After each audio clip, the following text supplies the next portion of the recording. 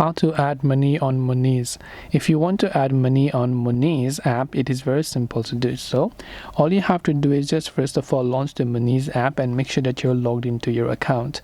Once you've done that, right over there you'll find the add money section. So all you have to do is simply tap on the add money button that you can see right next to your account. There are a couple of ways to add money. So you can do an instant top up using a debit card, you can do a bank transfer, you can top up your account with cash, you can receive salary directly into your account, and you can also request money from friends and contacts. So selecting depending upon whichever you want. If I select the top up option using my debit card, I can simply select the amount that I want and I can add a debit card, then tap the top up button to add the money to my Monese account.